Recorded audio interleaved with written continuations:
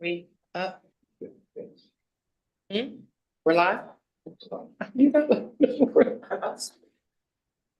Good morning, everyone. Today is October 10th, Thursday, October 10th. The time is 10:15 a.m. And I call the Industrial Development Agency regular monthly meeting into order. Can we proceed with the roll call? Good morning, everyone. I just wanted to note for the record, Darius will not be with us today. His partner, Chris Andrucci, who is an attorney here with Harris Beach, is on the call by Zoom, and he will be participating for Darius today. So I will call the roll, and then we will proceed with the meeting. Mayor Patterson-Howard? Julie, you're sounding muffled. I don't know if you're too close or. Can you turn up? Okay, how's that? Is that better? Yeah, that's better. There you go. Okay, I need to be loud then. So call the roll. Mayor Patterson-Howard. Here. Commissioner Vanderpool, we have as excused. Controller Morton. Here. And Mr. Johnson. Here. And Mr. McDonough. Here. Okay. So with that, the first item is the review and approval of the minutes of the September 12th, 2024 board meeting. So move. Second. Okay, thank you. All in favor? Aye. Opposed? So that's carried. The next item is the financial report. Commissioner Morton, do you want to proceed with that? It's like here.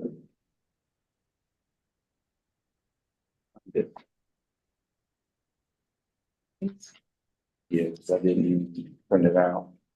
I mean, it's just a general update. I mean, pretty much it's again, there's not a lot of activity that is happening at this time.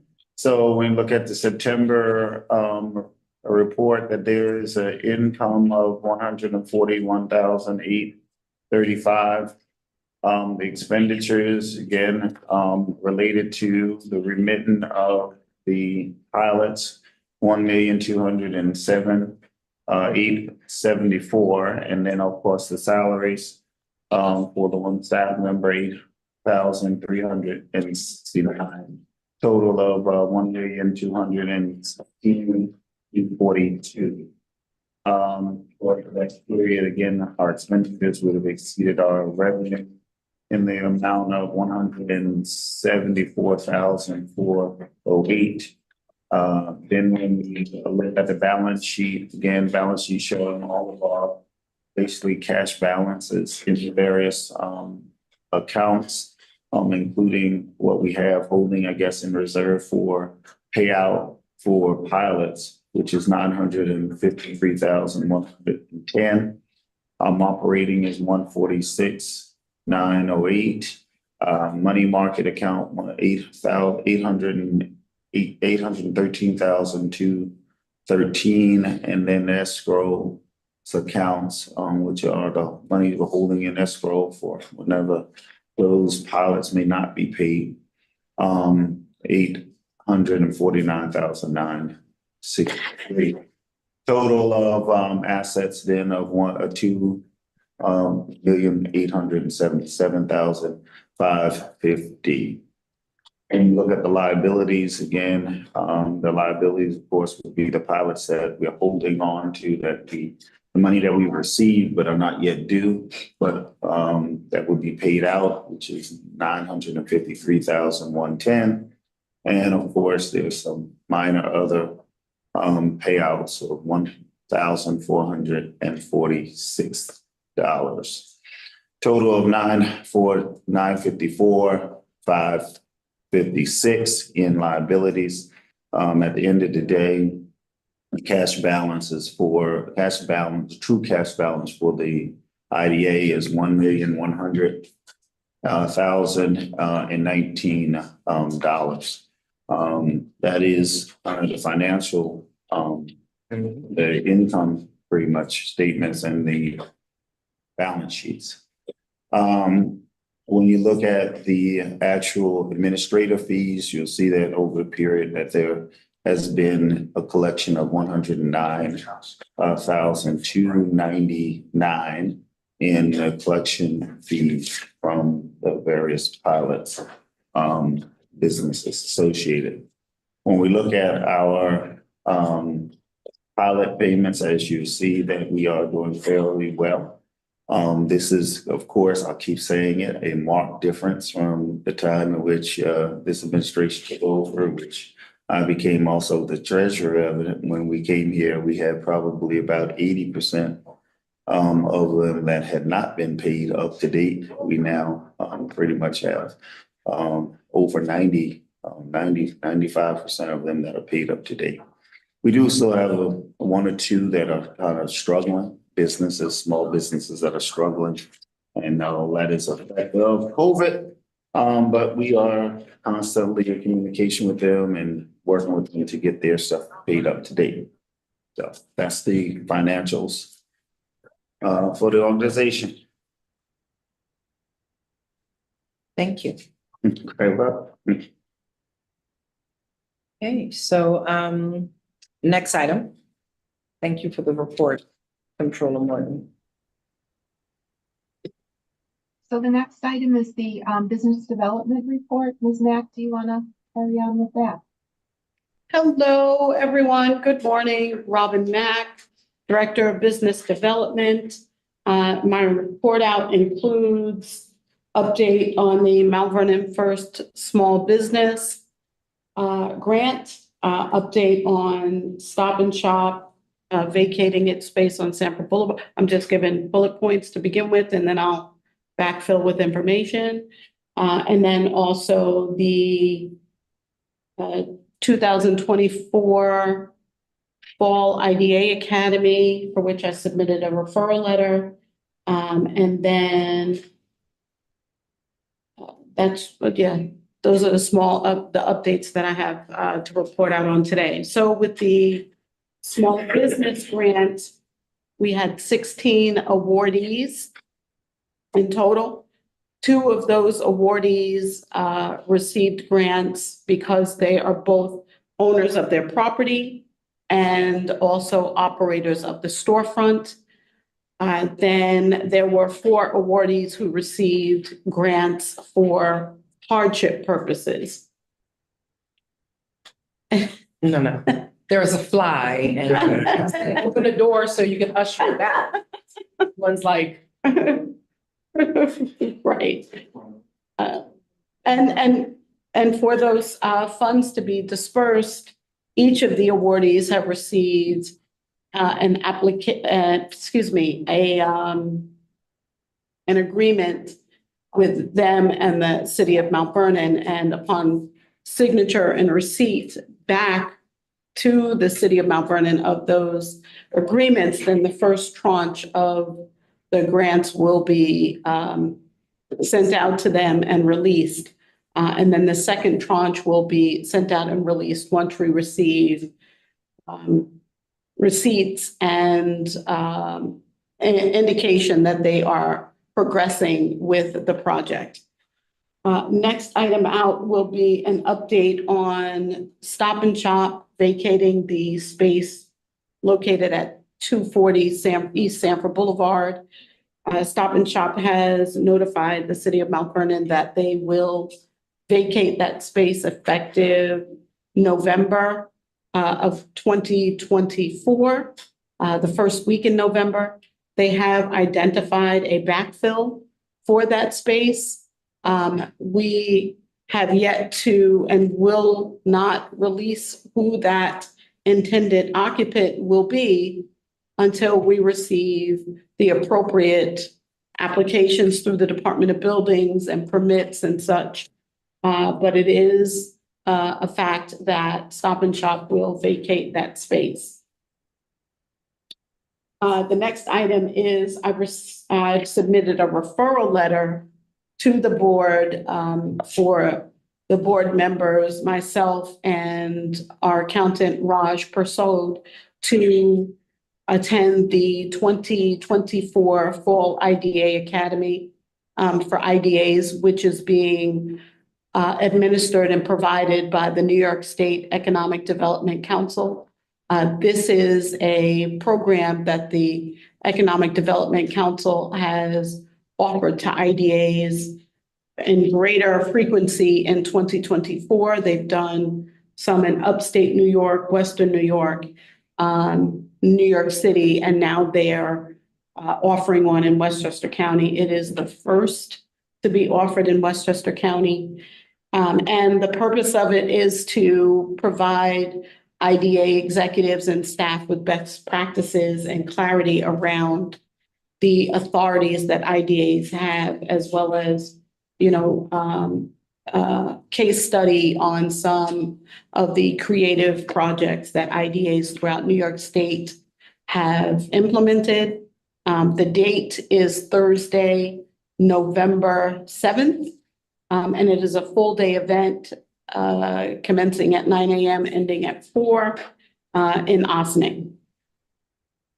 And with that, I complete my report. Thank you very much. Just for the update, we have met with ShopRite before. ShopRite kind of knew back in about August of 2023 that they intended on vacating the property. Stop and Shop. I'm sorry, Stop and Shop. We met with Stop and Shop. Stop and Shop knew, and it started shopping their property and their location over a year ago to parties, but they never let the city of Mount Vernon know. We did not know until we found out from staffers from Stop and Shop that they were intending on leaving that location. At that time, we reached out to Stop and Shop and asked for a meeting because we felt that we had better plans and, other people who might be interested in it. We didn't have that meeting. Stop and Shop came up with a customer that was good for them. We've met with them and that customer, and I'll say it out because it's Food Bazaar and it's already out there publicly, that it is Food Bazaar that is interested in moving into that space. Our residents have expressed great displeasure at that option, but Stop and Shop really is not interested in the future of what happens in that space. They just want to make sure that they're not liable for the 14 or 17 years of time that is left on the lease that they have with an investor for that space. And so, their intention was pretty much to just offboard their financial commitment to their landlord off on someone else. We do have other people who are very interested in that space and even potentially purchasing that space, but the investor that holds it is not looking to let it go. As everyone knows, the city of Mount Vernon has been involved in our comprehensive plan as we're looking to do some really, really great things throughout our city that will bring economic development, job opportunities, more housing, more services, and so far as stores, restaurants, and places like that, that several of the proposals and, things that we have that we've been approached by developers and investors to do. And right now, those are being held up by this whole Stop and Shop long-term lease that they have with the real estate investment group out of California for the next, is it 14 or 17 years? 14 years. Okay, it's till 2038. And so trust me, we as the administration are looking at options as to make sure that that property is not necessarily tied up in something that's not going to be beneficial to Mount Vernon, or that property is tied up in things that are not going to work in that location, and that in another year or two, we're going to have to come back and revisit what they want to do with that property as they keep trying to just push their liability off onto someone else. With quick fixes, again, like I said, that could be detrimental to our community. And so, we just wanted to have that part of the conversation on the record, so the public knows that we are working aggressively to find more appropriate, more sustainable, and options that will be more beneficial to the city of Mount Vernon. We're tired of taking people's second best and their leftovers and acting as if we're supposed to be grateful for what people put in front of us that in the long run is not beneficial to our community. So that's it. Thank you so much for your report. Do we have to, Hmm? you have to vote on that Yeah. referral? Yeah, well, I guess when we get to resolutions, Oh, is it part of the resolution? no, but I was gonna make a motion to add it. I did not report out on demolition. Okay. Let me You still just have to- amend that. Thank you. I'm sorry, I'm not. Proceed. Chairman Johnson. Earlier in the month, we demolished an IDA-owned property located at 217 South Fourth Avenue, formerly occupied by National Gear and Piston for some 30-odd years. That was a staple here in the city of Mount Vernon. 3 generations operated that business, and unfortunately, a weather incident caused the building to collapse, which required the roof to collapse, which prompted the IDA board to act.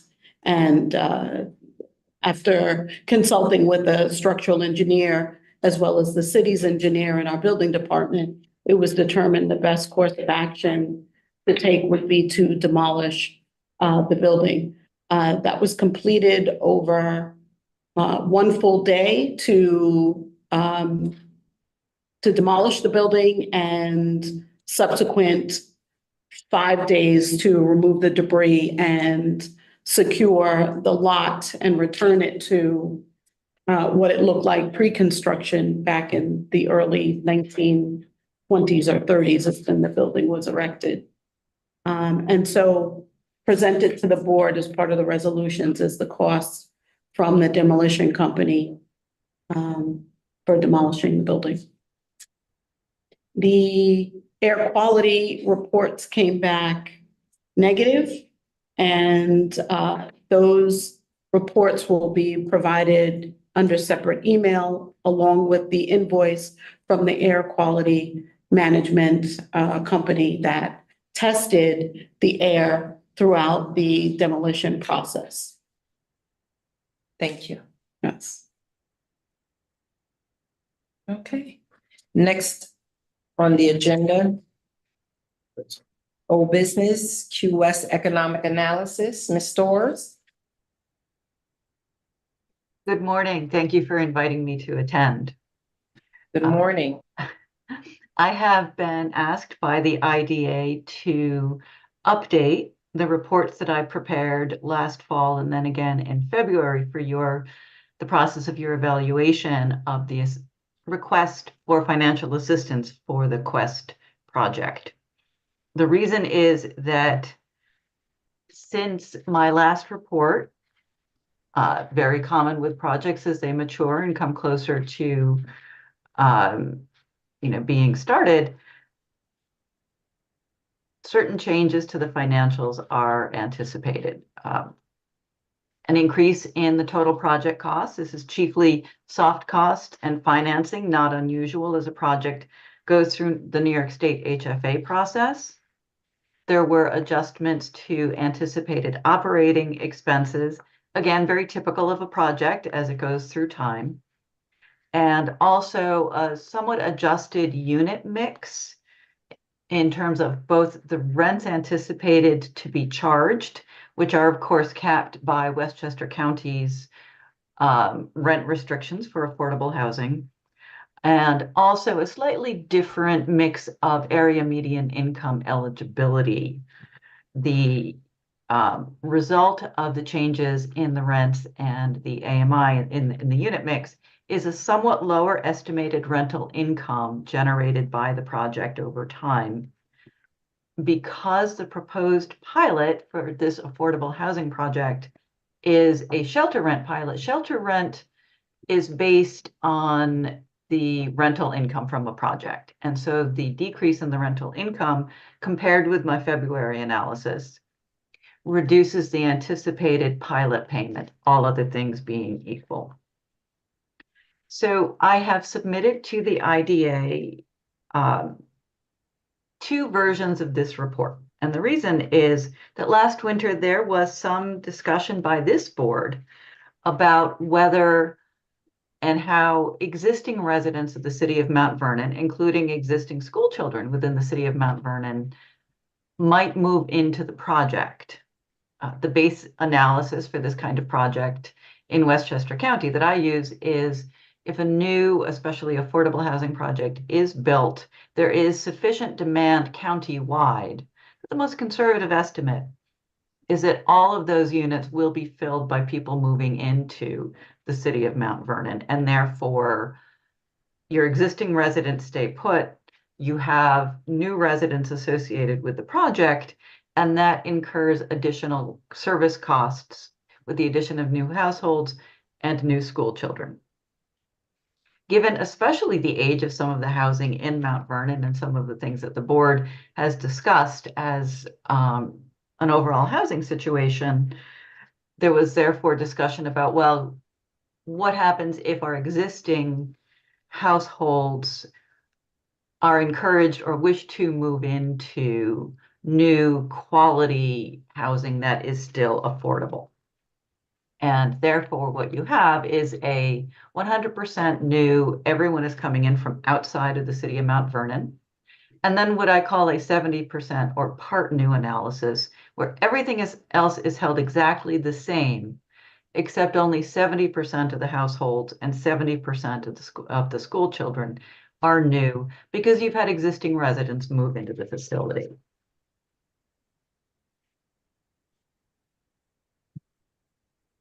So the results of the analysis based on the updated pro forma and sources and uses of funds and rent mix that were provided to me, the results are the total project cost is now $157.6 million. There's an estimated $8.8 million of present value savings to the project based on the requested pilot, 10% shelter rent over 30 years. And there is an estimated $3.8 million savings with the award, with the requested sales tax abatement on the purchase of taxable construction materials. So I would draw the attention of those of you who have the report in front of you to page 2, which is the summary of results. For the 100% new households, the most conservative estimate where everyone is coming in, the benefit cost ratio is in the report 90 cents of benefits to the community for every $1 of assistance. So you're a little bit below break even. The costs of providing the new services exceed the benefits to the community from the pilot payment. And of course, we understand that absent this project, without the financial assistance, this project is not going to move forwards.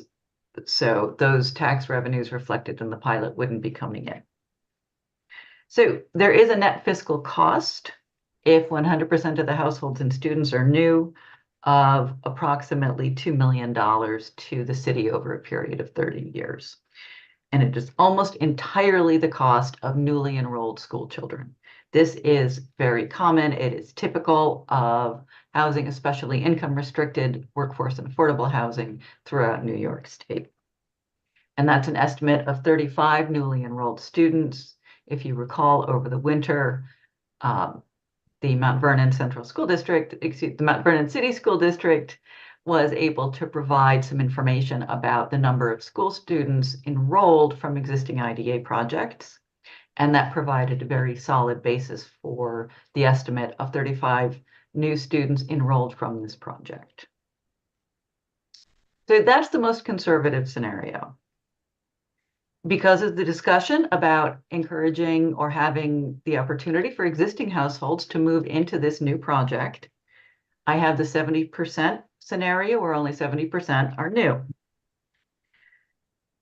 In the report, it's the same total project costs, the same pilot savings, and the same construction materials tax exemption. The only thing that has changed is that there are fewer households drawing down on services. There are fewer households added to the city. That reduces the cost of services. And there are only 25 new students added to the school district. That reduces the costs to the school district. The benefit cost ratio rises to $1.11 of benefits to $1 of financial assistance. So you're in positive territory there on an overall net basis. If there are fewer new households and students demanding services, then the city has more benefits coming in. The estimate of only 25 versus 35 school students reduces especially the gap in the pilot coverage of estimated school costs substantially. There's still a little bit of a gap, but it is not, and that's in the details of the report, but it is much, much smaller. And it's important to keep in mind that these are estimates. So I provided those two reports as contrasts so that the board can understand how at this point there's new numbers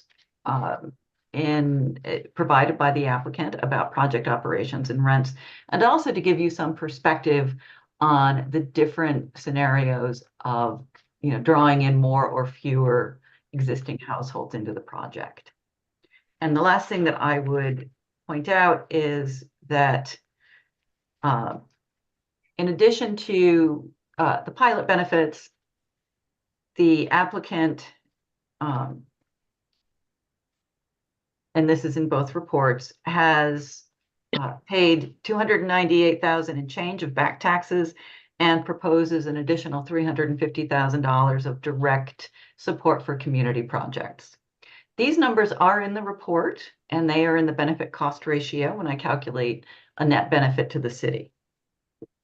The applicant at this time is also proposing a $1 million upfront payment to the school district, followed by a proposal for a series of annual payments of approximately $25,000 a year, beginning in year 15 and running through the end of the project. This is a proposal. It is not reflected in my report. However, because that proposal is out there, I do want to mention how they could affect what is in the report on page 2. And those effects are limited to the benefit cost ratio. So were these payments to be agreed upon and finalized, the benefit cost ratio to the city and school would improve, but the requested assistance would not change. So for example, in the 100% scenario, $1 million plus what I calculate as approximately $300,000 on a present value basis of the payments over time, $1.3 million of additional benefits would increase the benefit cost ratio for the 100% scenario to 0.96 benefits compared with $1 of cost. So you're almost getting to break even. And if you recall, the 100% scenario estimated net fiscal cost to the city was over $2 million. If the payments proposed by the applicant to the school district are factored in, or if they are approved and factored in, the net cost overall drops to just over $730,000 over the full 30-year period on a present value basis. The effect on the 70% scenario, where the costs to the city and the school district are lower because fewer new households and students are estimated, the benefit cost ratio is already stronger. That rises to $1.18 of benefits for every dollar of financial assistance, and the net benefit present value over 30 years rises to just over $3 million to the city and the school district. So again, this is a proposal, but were that proposal to be finalized and accepted, that is how you would see it in my benefit cost analysis. That is the end of the update that I have for you this morning, and I'm happy to answer questions from the board. Controller, you want to start? I can. Go on. I guess, all right, so you answered one of my first questions, which was trying to figure out exactly why the cost of the project actually, increased about 5 million, I think it's $5 million. From, February itself. The other question really is, around these back taxes that are being included as a benefit. I mean, is that typical? Is that not the typical cost of business to it? And how do we see that as a benefit to the city? Can I explain that? I'm happy to defer to the applicant, and then I'll add. Not until it's applicant says. That was, we were not required to make that payment. We had offered that payment at the time of closing. When the Simone Group was closing on the Mount Vernon piece, there was some outstanding tax arrears, which rather than have the city of Mount Vernon pay, the Simone Group paid at that closing. So, Over and above the purchase price that was negotiated on that deal. There were, let me understand something. So there were taxes that were still owing and due. The city, at that point in time, the city had, I guess, taken possession of the property, right? So it was underneath the ownership of the city, Yes. but the city was still carrying outstanding taxes on the property yes, correct. that had not been. That had not been paid. These were taxes that were paid out, these taxes that were paid, that had been paid out to the school district and to the county? Is that what it was? These were the total back taxes that were paid at the closing. I believe proportionately, the county maybe a small portion, but the largest part of your taxes. Well, a large part of the taxes are the school district. Yeah. So, I mean, but I'm trying to figure out, okay. All right. For my edification, when you're buying a foreclosed property, is it not customary to pay the back taxes? No, It's not. typically it is, well, no, I mean, typically it's based upon whatever the auction price really is, right? Mhm. What you attempt to, what the attempt to do is to get as close to either one market value for the property or to cover the taxes. You attempt to do that, but it's not always guaranteed, Mhm. actually, right? That's what actually happens. What I was trying to figure out is that, and it may have been, there's two different sets of taxes, right? I mean, or how you look at it. One, you look at it from the standpoint of what were the taxes that was due on the property at the time in which the city took ownership of it. And then there may have been, because it says 290 some odd, it seems like it might have been that this was also inclusive of taxes that now the city had paid out to the school district and to the county since taking ownership of it. Because what happens is that even though we take ownership of it, we still pay taxes to the other Mhm. units on that property. So in this case, if that's the case, then I guess what's being said is that that money then came back to help the city to recoup the money that it had paid out to that. That's why I was asking the difference. Mhm. Yeah, go back to the closing docs. Yeah. Yeah, we'll have to look, I have to look at that to see. That's why I have, I guess, my comment here of confirm. All right, Victoria, I gotta, I guess, understand the methodology around the calculations of some of this.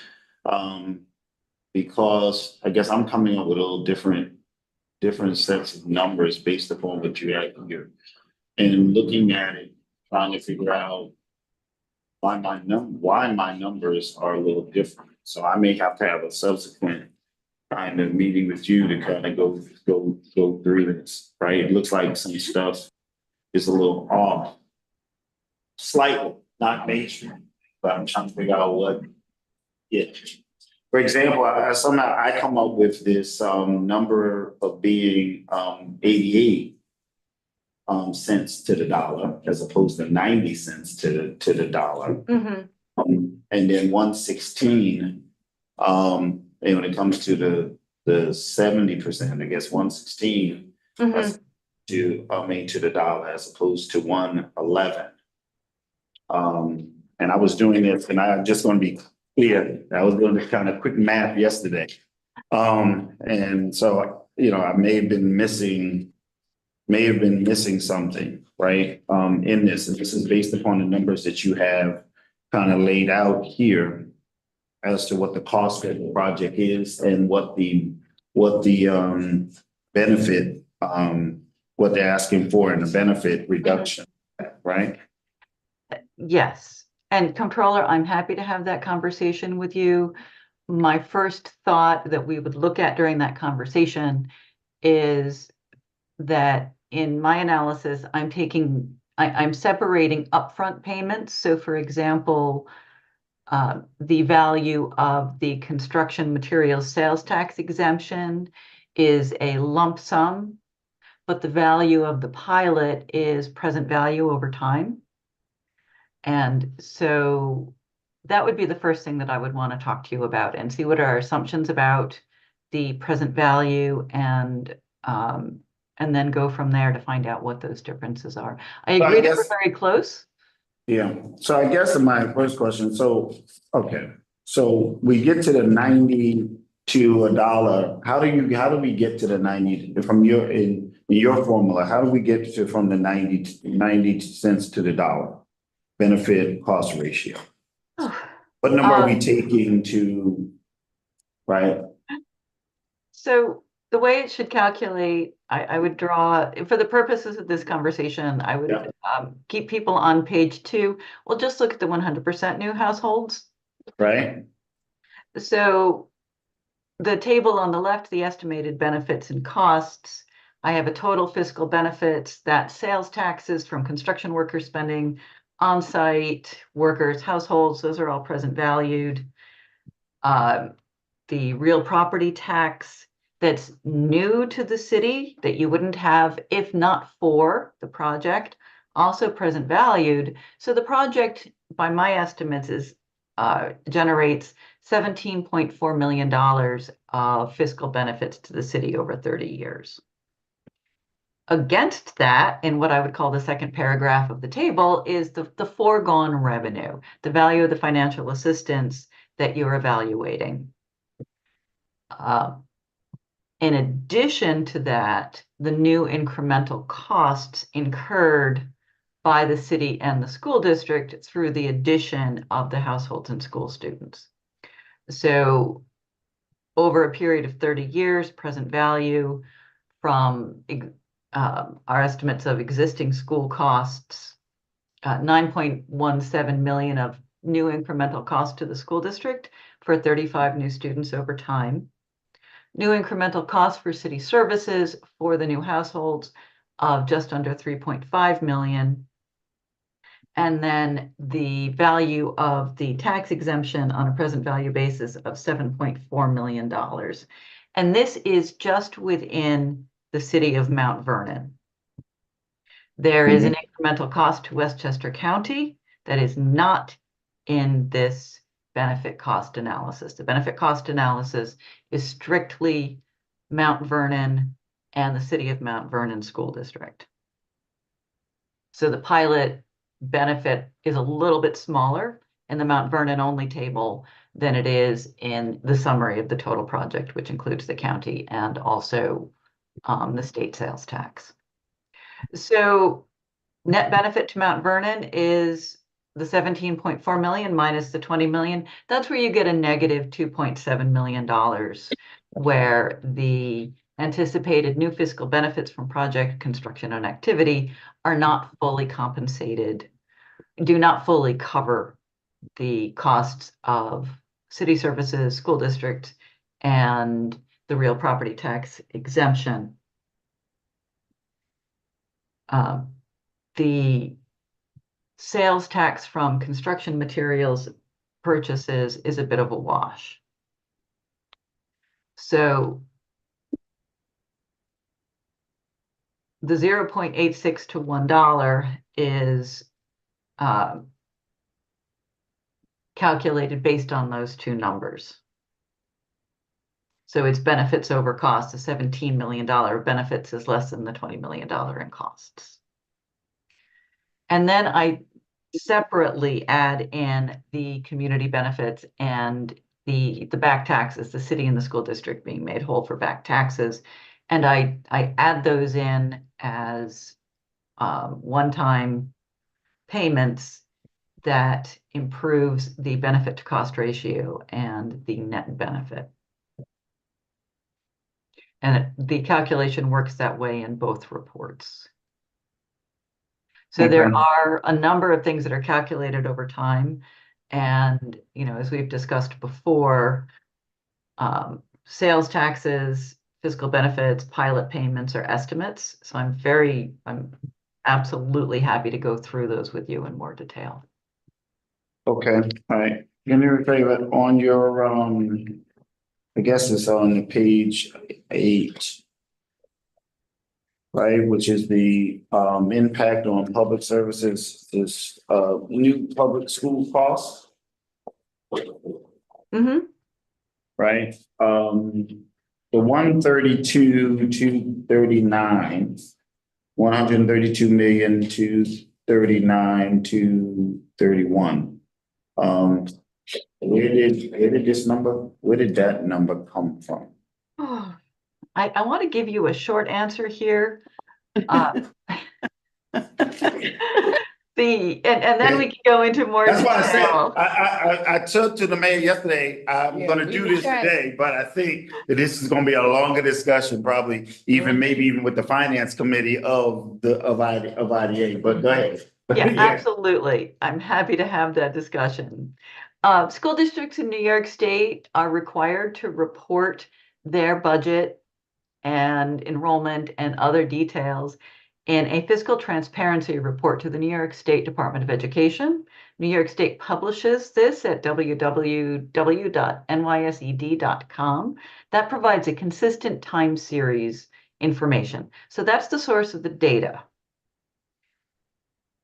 My process of the school level spending starts with one of the data points that the state helpfully provides consistently for all districts, which is to separate school level spending from central district administration, transportation, because you have so many walkers, your transportation picture is a little bit different from, say, town of Bethlehem, where I live, where it's almost all school buses. And so that 132 million is intended to be what are the costs that individual schools in your district can be expected to incur because of the new students. It's an incremental cost. Excuse me. It's the school level, not the overall. The superintendent's salary is probably going to be the same, you know, give or take 35 students either way. So we're really trying to get what's the impact on the individual schools who will be directly providing services to the new students. And that's where that number comes from. And that's where we get a spending per existing student number by dividing the school level spending by the enrolled students for 23-24. And this is an estimate. I'm happy to talk to you about it. It is one of the more challenging aspects of doing this work, but it is a very important aspect, and I'm happy to talk to you. No problem. We are definitely going to have that conversation because, you know, as we start to make these decisions here at the end of the day, I know that those 73,000 people that they say is in Mount Vernon, they expect me to ask these questions. Mm-hmm. So 6,657, that number You got, I think I'm seeing, okay, is that the 2022, 2023? Because then I see something says report up above, it says, since, since February, I don't know, is that the year that we're using? The enrollment number, I guess, for the school district, is that the 22, 23 year?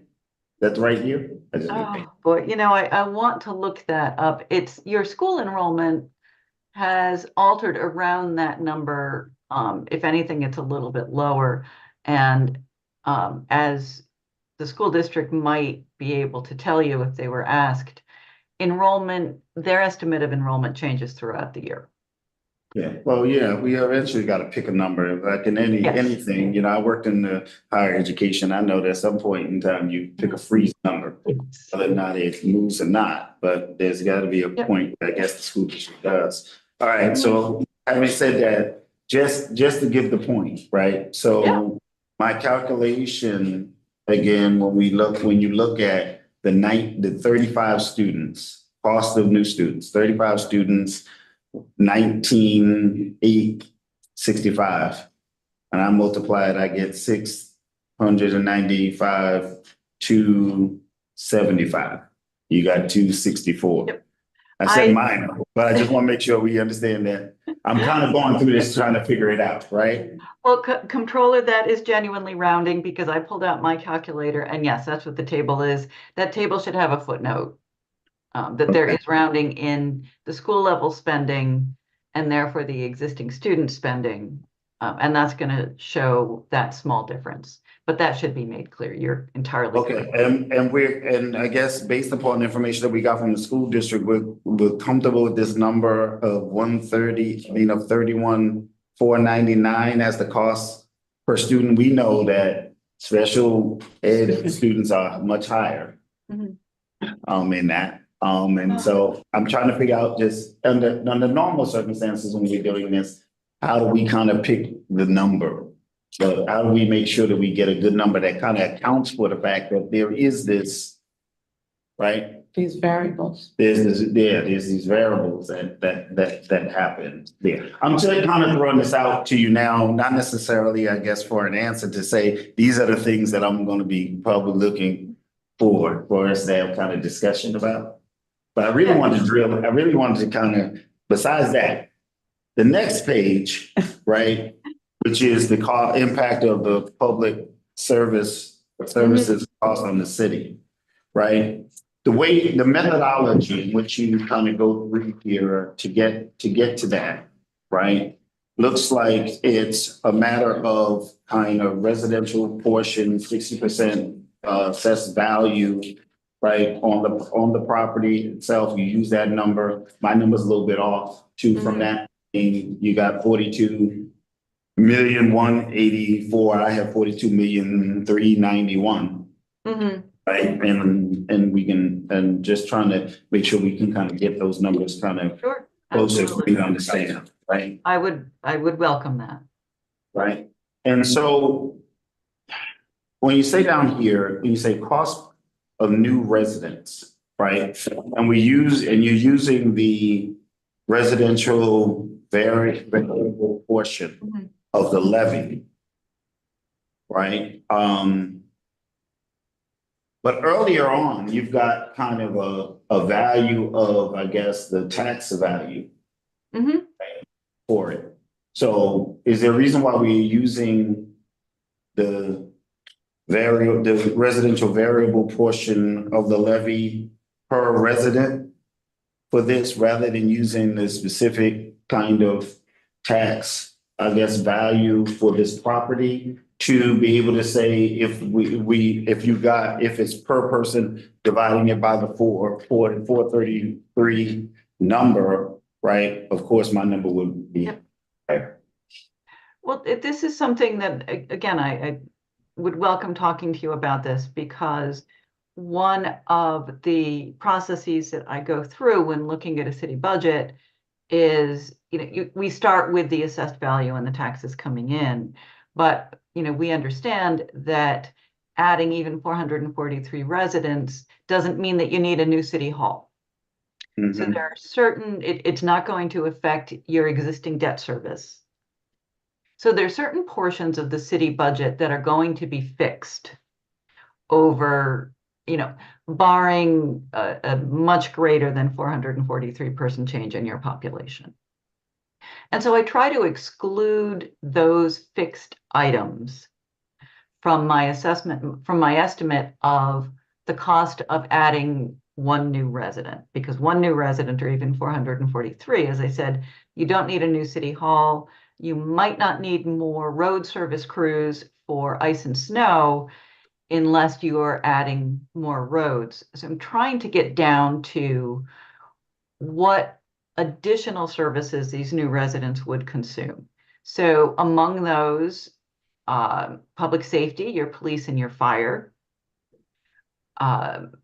social services, and other direct services to households, the kinds of budget items that can reasonably be expected to go up with more people to provide those services directly to, compared with, let's say, physical plant, which isn't quite so elastic.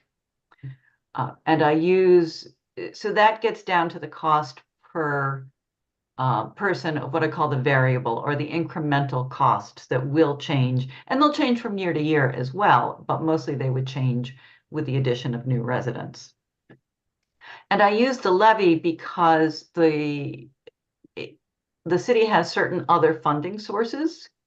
So I don't want to create an estimate of an incremental cost of a new resident that assumes that the resident is paying all of those costs, where you have state aid to municipalities that's offsetting some of what the city has to raise. That's reducing your levy. That makes sense. Okay. So, excuse me. And the other number that I think has come up before is that the actual number of total residents. This 73,000 is, excuse me, from the 2020 census. I think we all Yeah. understand that that was a very difficult year. Yeah. And so a more accurate number of the residents who are consuming services in Mount Vernon would be very, very welcome. Okay. So just lastly, so this $1 million, $1 million, and then there was 25,000. That's the proposal that I've. That means that would be 375,000 for the 15 years, right? But my calculation is right? You know, I took a $25,000 a present year for 15, for the latter 15 years comes Yeah. 375, which means that it's a 1.3 basically $1 million infusion in the front end, right? Okay. Yep, 1 million up front, That's and it that for now. 375 much later, and that's why I applied Right. present value. That's what mine's for now, anyway. Mr. McDonough? Yeah, hi, thank you. So first, I just want to say the district still supports the letter from Ingrid Smith that was submitted regarding this applicant in January of this year. So that letter is still sort of the controlling document for us. With that in mind, a couple of questions. Ms. Storrs, you noted that your multiplier, the 0.15315, derives from data from the school district, I'm guessing from the data from Ingram and Smith in that letter. But that letter, the multiplier is 0.225. So how did you because there's no source for this. So how did you calculate this number? The school district was asked by Harris Beach to provide a list of, a number of the students enrolled who live at existing IDA multifamily projects that are not senior housing. And they provided that number over the winter. And I was able to make a calculation based not on that letter you're referencing, but on the actual enrollment patterns that the school district has reported within IDA supported multifamily projects. And that's where that 0.15 comes from. Could you share the support with us, please? The actual calculations that you did? Because we're coming up with a different number. We've looked at that as well. And we get a different number based on the same inputs. Do you get a higher or a lower number? We do, we get 0.25. That's how I think Ingram and Smith came up with that number in their letter, which was 57 students, Mhm. where you're coming up with 35. So yeah, if you could just provide the support for that 0.15315, that would be great. Yeah, yeah, I think perhaps we'll start with the list of the data that was provided and then go from there, yes. Well, and your calculations that derive from that, so that we know exactly how you got to that number, because that's a very specific number. That would be great. Yes, it is. Okay. So that's the first question.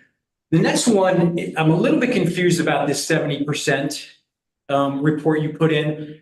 So I guess the idea is that if 30% of the people in the building migrate from within the city, Mhm. the housing that they vacate is not going to be then filled again by other people? It's going to be taken offline? Is that the idea? That is the assumption that is made because it is extraordinarily difficult to estimate how much of that housing would be reoccupied by similar demographic households. So the standard assumption when doing a project migration, if you will, analysis, is that we do not consider the backfill of those housing units. One of the reasons that I especially think this is valid in the city of Mount Vernon is that and I understand that you know more about this, but I've been studying the city and listening to everyone here for almost a year, specifically about these projects. Mount Vernon's housing has a couple of challenges that would suggest that not all of the vacated units become reoccupied. One of them is the age of the housing stock and the need for repairs. So those might come offline for at least some period of time for reinvestment. They might not be reoccupied, especially by families, if they are very small or inconvenient. There is demand for better located, better quality housing, newer housing. So where we have so the assumption is that families moving within the city are not necessarily leaving highly desirable housing that's immediately going to be reoccupied. And I think that generally is a concept that's supported by the housing situation in the city. I guess The other background that I think is important to understand is it's my understanding that there's also a certain amount of overcrowding within some of the city units, especially with children and families, where you might have multiple generations in small housing. So if a family moves into a new project, that doesn't mean that the unit that they had been occupied becomes vacant. Just the people are being spread across 2 housing units rather than 1. These are trends. This is part of why reoccupancy is a difficult concept. We can recognize it, but it is an assumption. So thank you for that explanation. That was very helpful. A couple of follow-up questions about that. It sounds highly speculative. And so in terms of how confident you can be in your assumption, do you have some sort of confidence interval that you can share about that? That's question number 1. Number 2, you mentioned that not including backfill was part of a standard in your analysis. Please share the support for that as well. I'd like to see where that standard derives from. So those are the 2 follow-up questions about that. Mhm. Next question I have is you assume even distribution across the grades for the number of students, which again, we believe is low. Your 35, we believe is low. And I'm not going to entertain the 70%, we'll stick with 100%. You assume even distribution across the grades. But that really doesn't stand up to scrutiny because parents of younger children are far more likely to move than parents of teenagers. And that is empirical. So why would you assume distribution across all grades when it should be more heavily loaded towards the elementary grades? Is that the big question? No, It's an excellent question. I don't have any evidence about movement or migration patterns depending on the age of the child. So I don't have that data. What I did use is the reported data to New York State Education Department. I looked at the percentage of students, total students, the the total students enrolled in each grade for several years, and that is just about even. So that's why I assume a just about even enrollment across all of the grades of all of the students, because that's where that pattern exists. And this is as housing has been added in Mount Vernon over the past years, that pattern has remained consistent. Okay, next question, just going back to your summary, under your conclusions and recommendations, you say that with assistance, the project is likely to meet New York State Housing Finance Agency and investor expectations and therefore be built. So it seems like your recommendation is that the project should be built. So assuming the 100% occupancy where it's a 0.9 to 1 ratio, right? It's essentially a loss, right? And that's with your 35 students. If we go higher based on the district's understanding of enrollment, that would drive that loss even greater. I understand how you're saying this meets investor expectations. That's great for you and your investors. The question is, would the investors make this deal themselves? Would you make an investment where the return to you was 0.9 on the dollar invested? I would guess you wouldn't. So for me, what is the value to the community, to the stakeholders and local taxpayers? It seems to me like the risk is being shifted on to Mount Vernon residents for a risk-adjusted return for you and your investors, which is fine for you, understand that. But why would this be in this community's best interest? And again, we've got to separate the potential good for housing from the economic use, which this should be a tool for. So I guess I don't understand how you conclude that this should go forward with a 0.9 to 1 ratio. I don't, excuse me, I know the applicant would like to speak, but the truth is I do not recommend one way or the other whether the project itself should go forward. That is outside of what I'm being asked. The question that I am asked to answer, and that I answer in my recommendation, is that without the financial assistance, the return to the applicant is not sufficient for the project to be built. Whether it is good for the community is well outside of my scope. I'm providing an objective analysis about the need for the financial assistance, the effects of the financial assistance, and the board will continue to discuss whether or not the project should be built with the assistance. But I'm here to run the numbers and provide the information for them. Great. Just one last question. Overall, how confident are you in the assumptions in this report? So what is the likelihood over 30 years that the numbers will be off by 5%, 10%? And what are the implications for that in terms of the community's benefit from this project? That's a sensitivity analysis that I am not asked to run, what the community benefits might be at different confidence intervals. My scope is limited to looking at what we can know now, making reasonable estimates based on existing patterns, reviewing those estimates with the board and their staff and their attorneys, which I do, and coming up with what I would call, for want of a better word, really a snapshot. What does the project look like based on what we can know now? And I think that the assumptions in here are valid assumptions. You heard the controller and I are going to look at some of those as he requested, and they may change if he requests, depending on the outcome of that conversation. But overall, I think that these assumptions that I am using to look forward 30 years are based on what we know now. I think that they are reasonable based on what we know now. And one of my favorite economists, when I was working in investment banking, he would get on calls with investors and they're always like, so, what's going to happen with interest rates? Is this going to be worth much in 10 years? And the economist Hugh Johnson, he's on NPR occasionally, still would say, I wish I had a crystal ball. And I feel the same. I don't have a crystal ball. What I'm presenting to the board is what we can know now and what are reasonable assumptions about the future. Fair enough. And that's to support their decision-making rather than to direct it one way or the other. I'm supporting it, providing what we can know. Thank you. Dr. Morton, just one question for you. So the IDA has many pilots that are related to housing. in existence, have you been able to pin down the performance relative to the applicant promises about what we would get? Have they given a reasonable return to the community for the foregone taxes of these pilots? Do you know?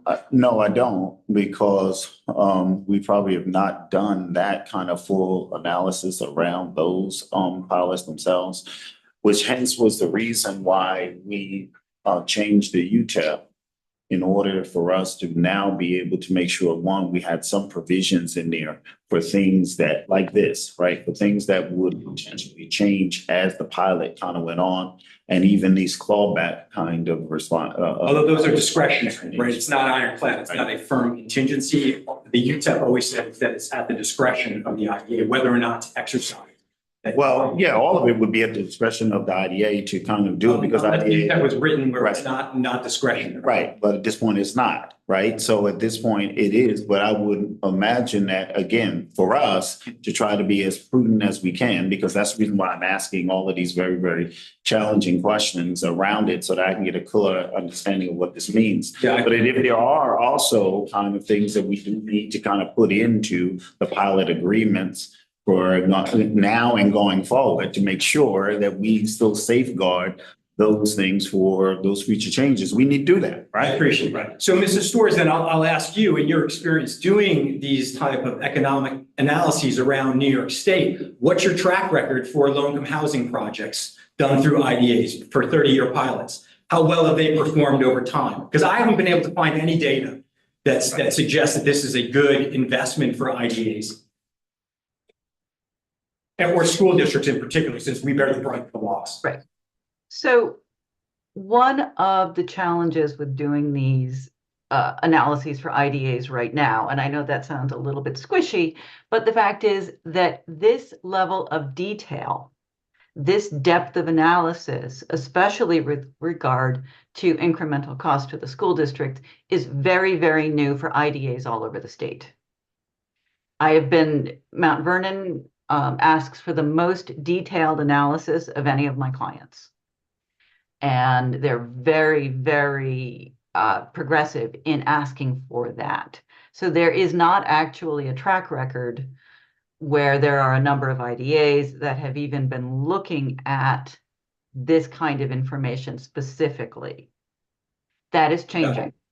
Yeah, The well, other that's the New York State factor Controller is- reports the information, right? He reports based on Paris reports. He puts out data every couple of years that shows the gap between jobs promised, for example, from developers and actual jobs that are created. And there's a wide gap over there. So we have that high level data on it.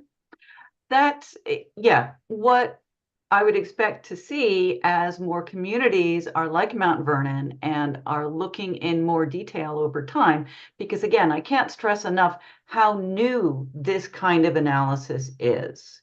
It's been 3 years. It just happened. It's one of the reasons I founded Storrs Associates, was because IDAs were being asked both by their regulators and by the state Senate and by their communities and their school districts to get more deep analysis of projects and their effects on the community. And that's over 3 years. So that's not a lot of time to create a track record for estimates. And one of the reasons is, as I said, the slow adoption of the kind of in-depth analysis that the Mount Vernon IDA is engaging in. The other is simply the construction timeline for a project.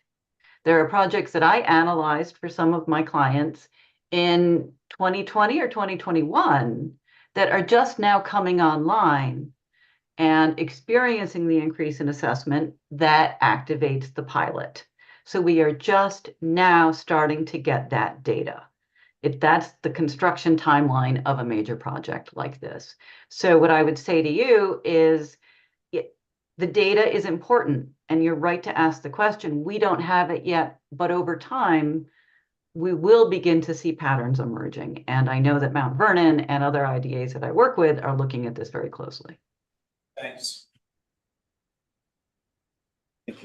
So just a follow-up quick question here. One, I do think we need to drill down on, and the information that you send to the school district, please I'm assuming that you're gonna send it to all of us, because I Oh, do yeah. need I can't remember just us seeing second part of the information that you had, the letter that we know we got from the school district.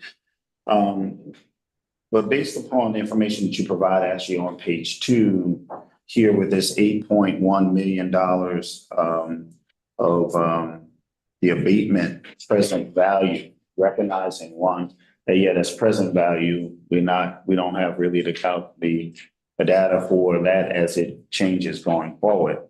But if you break it down into that and try to make some assumptions, you were talking about that at the base, that the school district, the city, the school district and the county are basically putting kind of the bill in the sense of about for the city, about $86,000 a year.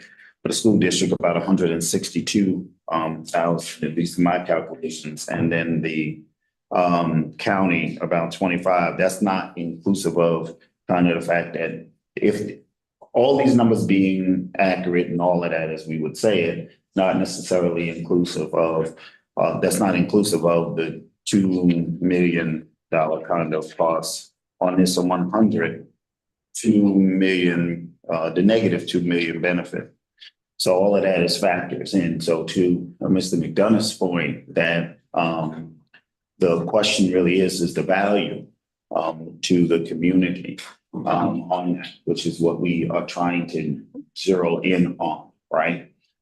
Because we recognize that these pilots have not been in the best interest. I'm not going to say necessarily have not been in the best interest of the city, before.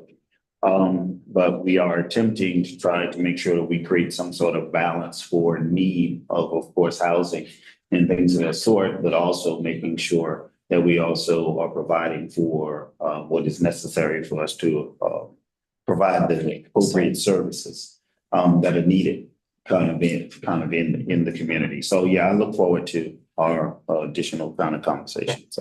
And for everyone on the call and listening, Controller, I would draw everyone's attention to page 3 of either report. The page is called IDA Benefits to the Project.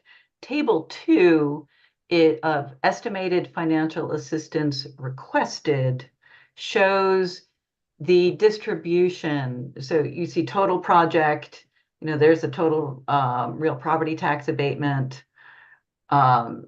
and total estimated financial assistance requested. And then I break it down among the city, the school district, the county, and then a little bit to the state and MTA. And that's The where breakdown changes over time as different taxing jurisdictions, their rates change they change, but they also change relative to each other. But this is assuming the current distribution of an aggregate tax payment among those jurisdictions based on the current tax rates. So that's an estimate of how the financial assistance requested is borne by the different taxing jurisdictions based on what we know right now. And that's basically where I got my last few numbers from, particularly from this table. I've been on this page. So actually, I was doing that based upon the kind of the property tax abatement. I didn't add in, of course, the sales tax exemption. So those numbers actually will increase a little bit than what I just said. So okay, thank you. You're welcome. I look forward to talking with you more. Mr. Simone? Hi, my name is Joe Simone, and I'm a former resident of Mount Vernon. And I'm familiar with Mount Vernon schools because I've gone from kindergarten through graduating Mount Vernon High School, all through the public school system. I am a product of Mount Vernon. And I want to just talk a little bit about the benefit to the city of Mount Vernon on a project like this. This is revitalization of housing and replacement of housing. To create a modern building like this, particularly in an area like this, is extremely important to bring in workforce housing. And I must say that I am one of the largest commercial landlords currently in the city of Mount Vernon. I know where the majority of the workforce comes from, and unfortunately, not all of it is coming from Mount Vernon. By adding important workforce housing, it creates better and more opportunities for locals. It creates a tremendous halo effect. Now, that halo effect increases the demand and need for restaurants, dry cleaners, services. It revitalizes areas in an area currently that has a tremendous amount of urban blight, and replacing it with a very modern, state-of-the-art building is very important for the vitality and strength of the city of Mount Vernon.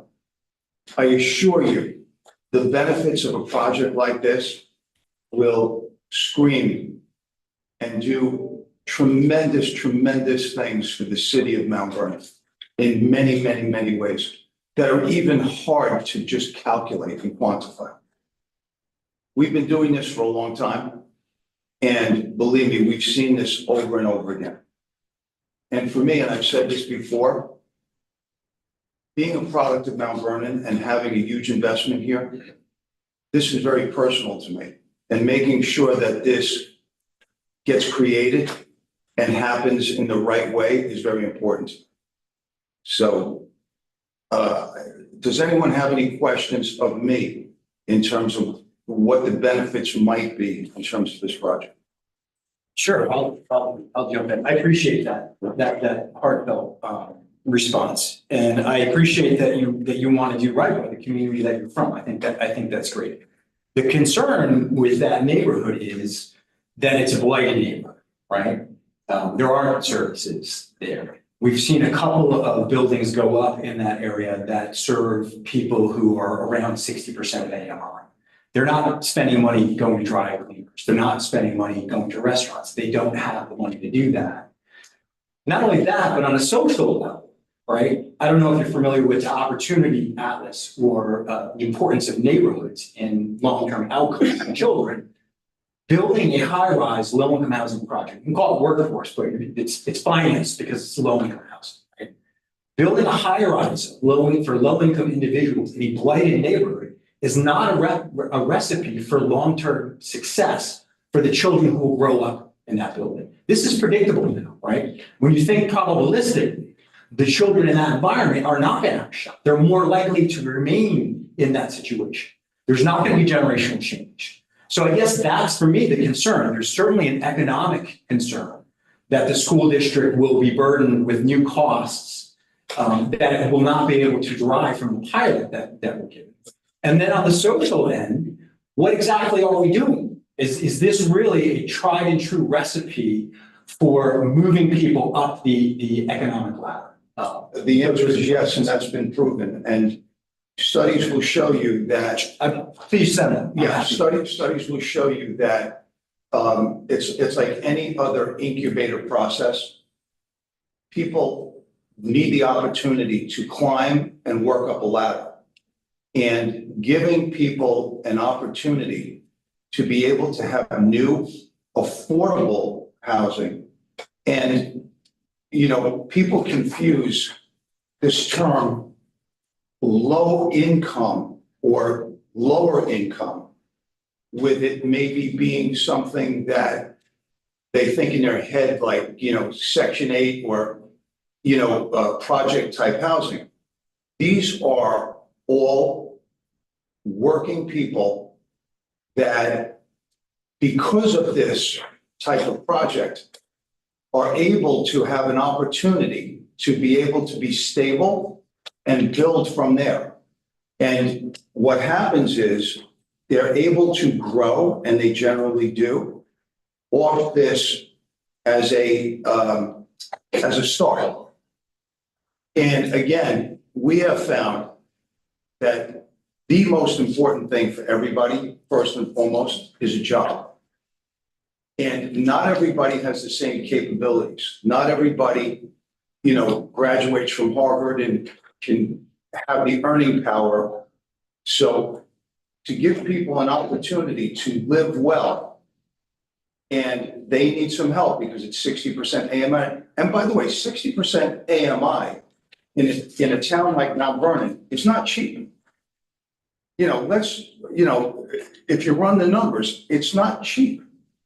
It's better, it gives you a little bit of an edge, but it is not cheap by any means. And I think that those people that we're finding are absolutely spending and buying and going to the dry cleaners and doing all those things. I disagree with that. And we see it all the time, I disagree with you.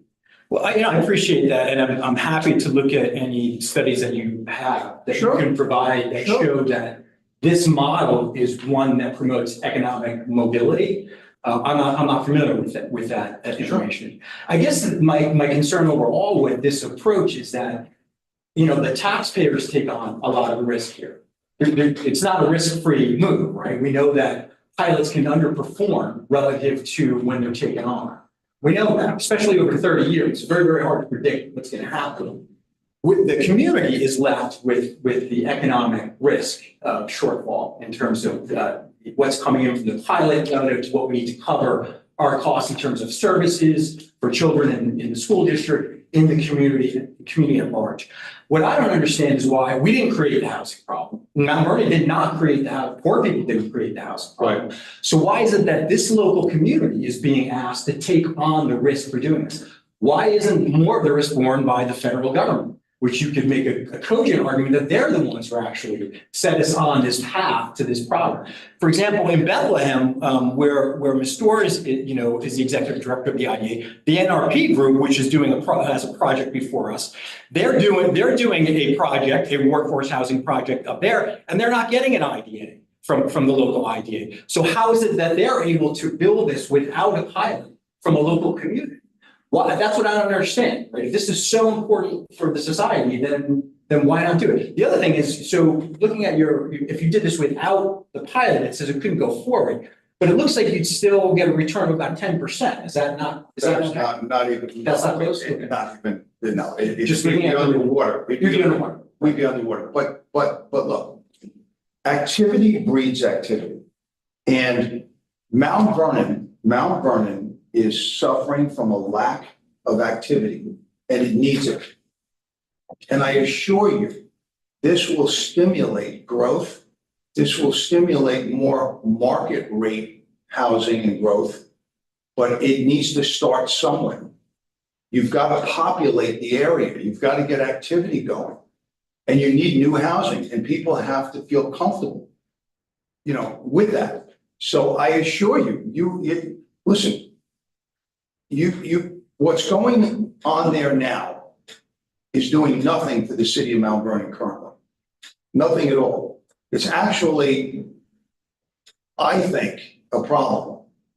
And I think what we're doing is, I think we're on our way to restoring that area, solidifying that area, and making it prosper. And nothing but good things will come out of it. So I think, so I hear you and I appreciate everything that you said. I think that for us, the issue at hand is that, yeah, we've spent entirely too long as a city making decisions that are based upon at best anecdotal data. And what folks want to say, what they feel and believe and speculate that will happen. And what we've been trying to do, and I will say this too, is that we also know, right, that it's not going to be an immediate fix, right, to that problem. At least I know that. And I know that that's a difficult situation, a position that I'm in, is to try to balance that while also addressing the issue that I don't want the community harmed, right? Recognizing that there's going to be, to Mr. McDonough's point, some risk here, which is potentially going to create that, right? So, yeah, we're asking the hard questions and trying to gather all of the actual data to do this, to make the very best decision possible. But what we know is going to have not just immediate impact, but it's going to have futuristic impact upon this community itself with the ever-changing and an evolution of this community itself, because this community actually is poised to actually have a transformation possibly that will occur one way or another. It's going to happen. And what we want to do as present leaders is to be able to navigate that through it. So yeah, all of the data, any studies that anybody has that will help to help us to be able to make these decisions, recognizing that not everybody's going to be satisfied at the end of the day with the decision, right? But I think what the board is saying, and I know the mayor and I've had several conversations about this, right? Is that if we want to take a risk, then let's all share in the risk. That's what we're saying. We okay? We understand a risk is going to happen. But at the end of the day, we all want to be able to make sure that we all are kind of sharing in the risk and that the taxpayers are not pretty much having the burden of the entire, or the majority of it. I think we're right? showing that, right? I think we're showing that, and, you know, we're gonna speak on that in 1 second, because we did do some things to move in that direction, and we agree with that. You also have to evaluate and weigh risk. There's risk and there's risk. There's risk that can really kill you, and there's risk that, you know, can make you uncomfortable, right? So which risk are we talking about, right? And in general, I want to just share a quick little story with you. Has anyone ever heard the story of the bumblebee? No. Well, the bumblebee, it's a simple story. The bumblebee, as you know, has that big body and it has these small little wings. And scientists are baffled because if you really do the calculations with the wingspan and the thinness of the wing and the size of the body, technically and analytically, the bumblebee shouldn't be able to fly. But you know what? No one ever told the bumblebee that, and it flies. So in this particular case, we're trying to explain that there's tremendous peripheral value to these projects. Ones that are very difficult to quantify. And I mentioned before that halo effect.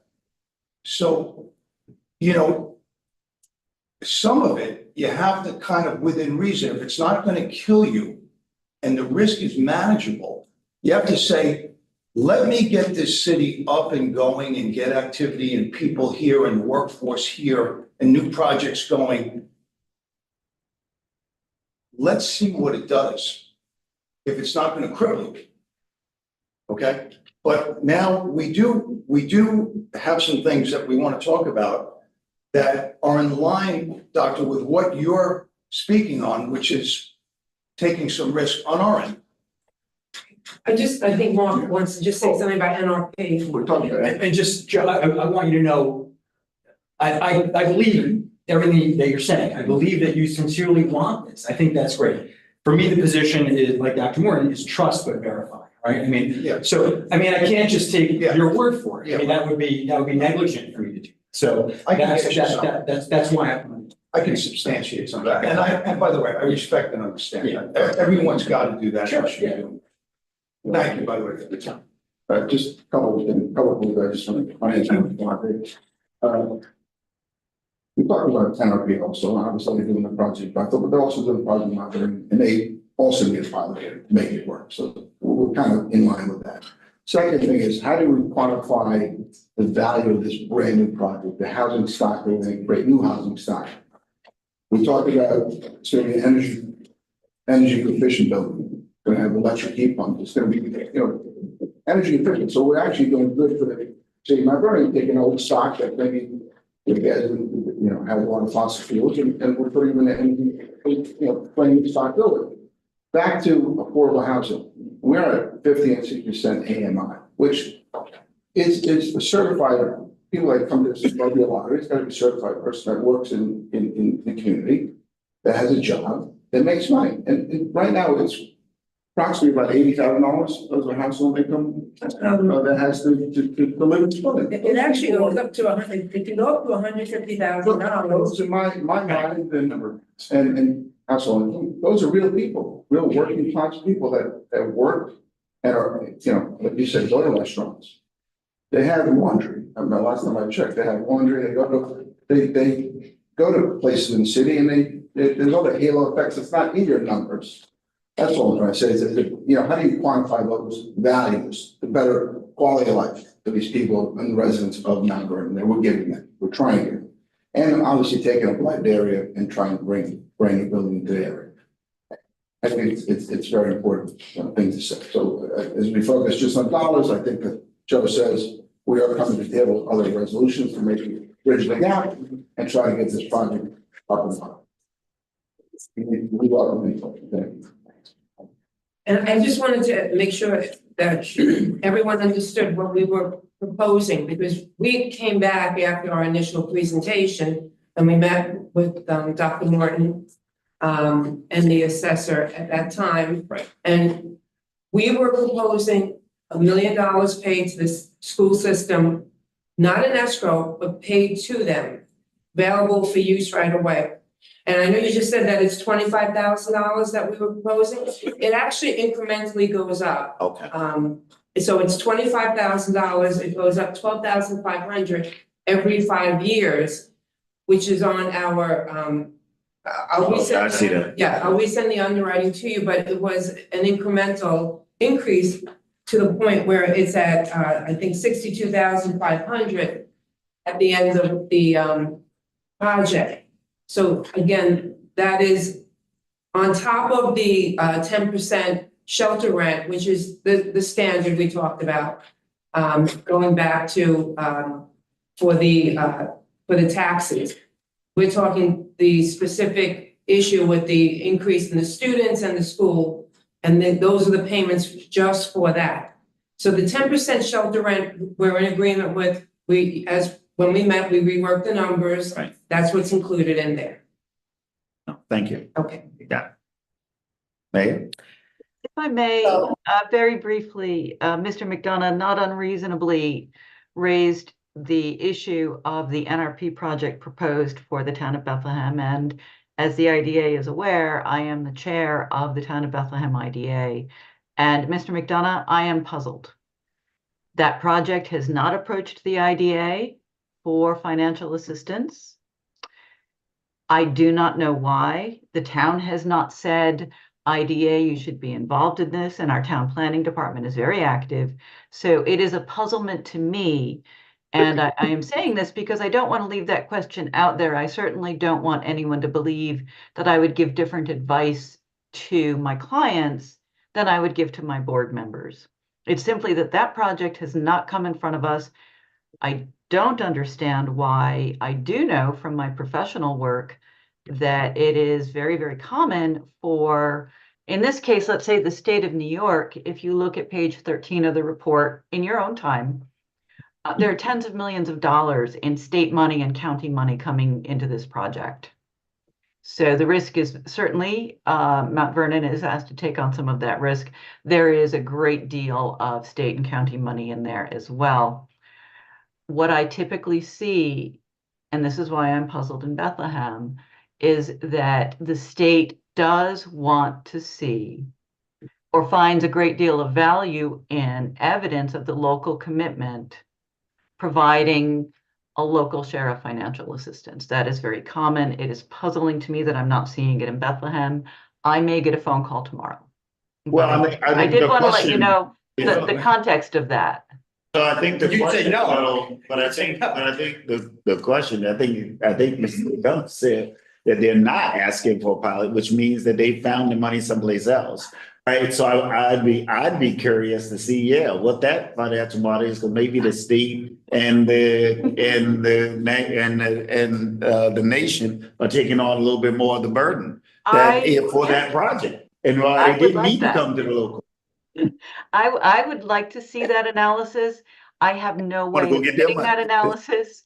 If I do, that certainly will go into my thinking. I do know that area median incomes up here are probably a little bit higher. So if they're looking at 80% AMI, their financials are going to be better. But these are the kinds of things that I just don't know. So it's a question I would very much like to be able to answer. And I just can't. Man, But NPR is getting a pilot from Mount Vernon for their project at 115 with Preston Parkway. NRP. Yeah, NRP, and they're also giving us an $8 million youth and family activity center. Where we will also be able to move our entire youth bureau that needs new space. And we don't have any youth center in that area on the west side. And so that is a great big benefit. The state strongly cautioned them against adding that into the project because it inflated the cost of the project. But we insisted on a real strong community benefit in order to make that project work for us. So we're going to save money on it because we're spending probably close to $100,000 a year to rent space for our youth bureau. And they will now be able to go there. We will benefit from the city not having, because we don't even have that money to outlay and build a youth center. We'll have a basketball court, commercial cooking, classrooms for job training, as well as it'll have a professional culinary kitchen, for us to be able to teach people how to cook and cook healthy. So, that's something that we negotiated, and that is what got that project through. When did they get a pilot? I remember last spring, early or late winter, there was discussion about it, and then you were going to go just negotiate a contract. And this was after, remember, Ms. Storrs, your original report had that $8 million as a cost, and it flipped on a dollar to a benefit in the 115 South and Weston, right? You revised the report and you moved that youth center from an expense to a benefit on a dollar for dollar basis, which we don't hold the lease to. It's a privately owned facility. So when was the pilot settled? Because it wasn't done at any of these meetings. Oh, it absolutely was. It was done at a public meeting. You voted to go and negotiate a contract, but you didn't disclose that And we contract. came back to a subsequent meeting and voted for the What meeting was pilot. that? I mean, I guess we'd have to go back and look on the dates. I but- think it was It's January. not on the website, but I believe it was in February, March. I thought that vote there was to, in the resolution, and I looked at the resolution, The was to go into original- contract negotiation, which is different from, The original, well, anyway, we're far.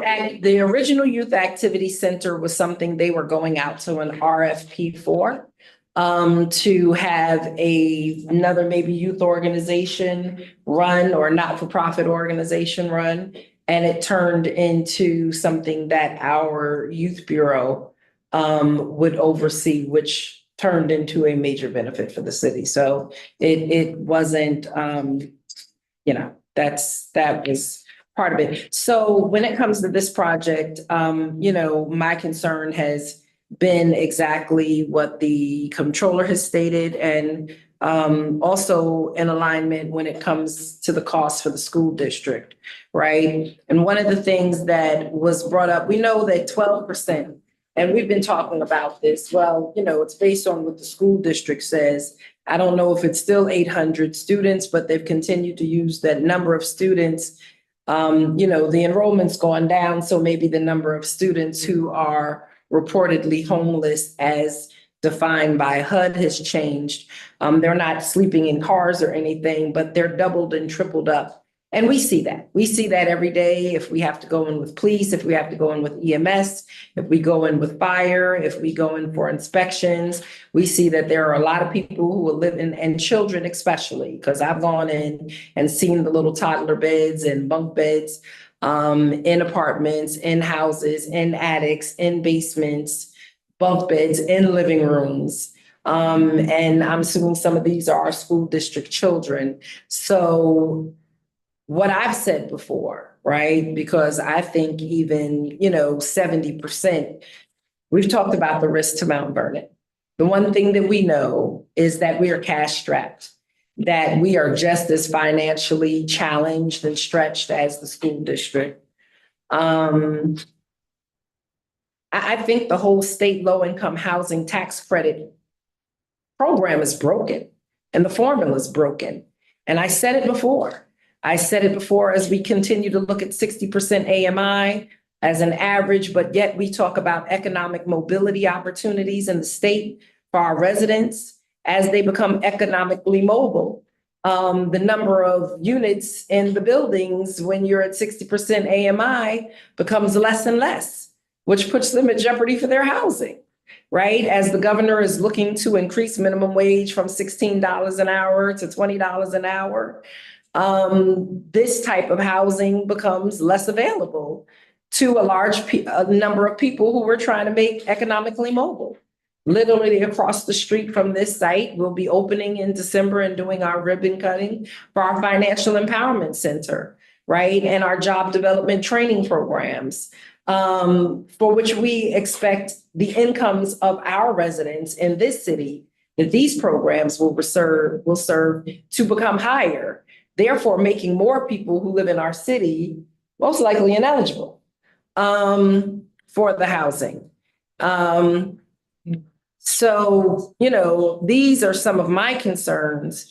As it's been said, it's about sharing in the risk. And I believe much greater risk is being asked for by the city of Mount Vernon than for other parties concerned.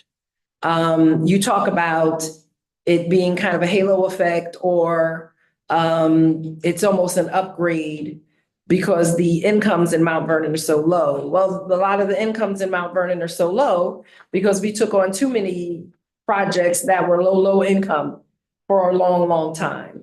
And again, the residents who, because there's money coming from the state and money that's coming from the county, it can't be limited to Mount Vernon residents, right? And so we're continuously bringing in more people who need high levels of services than we are moving people from within our community who need high levels of services or services.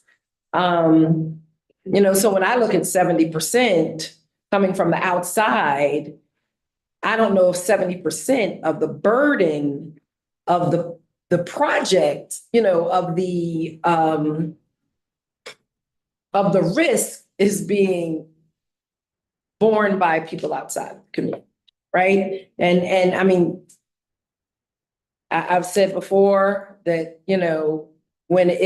if I could give, right? Because I'm not at that place yet, because I don't have the information that I need. If I were to give my support to this, I'd need to know. And everyone says, well, we can't guarantee that, right? But people want guarantees from us that a higher percentage of families from our community and a higher percentage of children from our community will benefit from this project, right? And that's my concern. We have old housing stock. We have children living in attics. We have children living in basements next to boilers.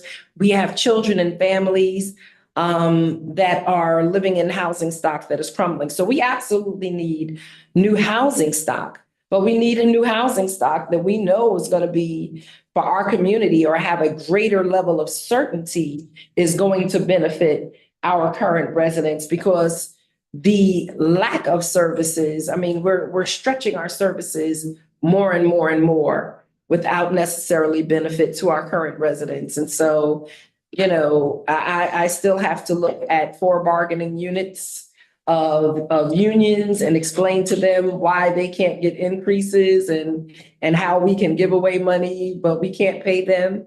I have to look at residents whose garbage hasn't been picked up or whose street hasn't been swept because we're trying to get new equipment because our community is strapped and stretched.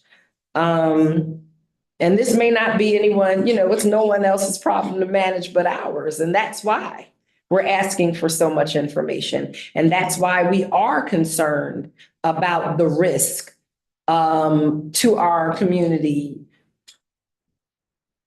Con Ed is going to get their guaranteed rate increases, and that's going to make, year over year, your project perform and more financially challenged for your project year over year when Con Ed increases, they get to change their rates. We don't necessarily get to change our rates to you to adjust and make sure that our community is taken care of. And so, you know, I know we've asked for more information. I know our finance committee of the IDA will be speaking to Ms. Storrs so that we can get more numbers, more data, more documentation for us to be able to make a decision and a calculated and, you know, risk-based decision on this project. And so I'm looking forward to that information. I get it. We need new housing in Mount Vernon. We absolutely need new housing in Mount Vernon. But we also, as the city, have a lot of risk. And I'm looking for that risk to be shared more equally amongst all the parties involved, you know. Madam Mayor, can I just ask, would it be possible going forward when developers come before the IDA seeking pilots, such as this one, that they are required to go before the school board and come to a public school board meeting and present to the trustees of the school district, since we bear the bulk of the potential financial costs in addition to the requirement to educate those students? Can the IDA please do that? I think that would be reasonable and would meet your goal of being transparent with the community. I mean, well, the one thing that we did do is that we did put a school board member such as yourself on the IDA board, even though you're non-voting, because the initial complaint was the school district was not getting information in a timely fashion. So now you get information the same time we get the information. I'm not saying that I have a problem with individuals coming to present. I mean, school board can kind of look at the same thing. I mean, we don't necessarily get a presentation when the school district decides to kind of make changes in the things that they do. Would be happy So to that's, discuss hold on, right? So that's something that I'll go back and I'll discuss with my board. I'm not going to make a decision on that right now. Thank you. But you know, as we try and work more collaboratively in this city, as the school district does get 62% of the tax dollar that are paid by taxpayers or more, you know, but I know at least 62% of it. You know, you're a big part of the city, but like I said, we don't always get the same courtesy at all when the school district decides to add schools, change K through 8, K through 6, K through 12, and then says it, you know, it causes challenges for the city as well. So, you know, as we go forward, I hope that that is something that the school district will also consider, because they've never really made any consideration for how the city has to respond to big major decisions that they make that impact the operations of the city. Well, thanks for taking my suggestion under consideration. Absolutely. With the board. Absolutely. I just have a question that's kind of important. As someone that is 9 years into this project, I want to know what assurances that you have with the project that was approved, that is right next to us or by us, that gave the community facility. What assurances do you have with that project? Now, I know they gave a community benefit to the city of Mount Vernon, and that's a quantifiable benefit. If it was $100,000 a year in rent or some number, there's a number, but that project also puts a burden on the schools. Okay, that project also has risk. So how did that project get approved? And how come we are having such difficulty right here getting approved when that was approved? Because it's quantifiable. It's very quantifiable. That community risk is worth but so much. Let's put a number on that community risk, or that community benefit rather. But it also has a risk just like we have. And that has even more units, I believe. So I need to talk about this. I'm 9 years here, 9 years working on this and going nowhere. I need direction and answers, but I just want to know why that got approved and we can't. Because this makes no sense to me. Because there is a number that's worth. And people could put on it, well, it's worth 8 million, 6 million, 20 million. No, there's a number that space is worth. And let's put a number on that.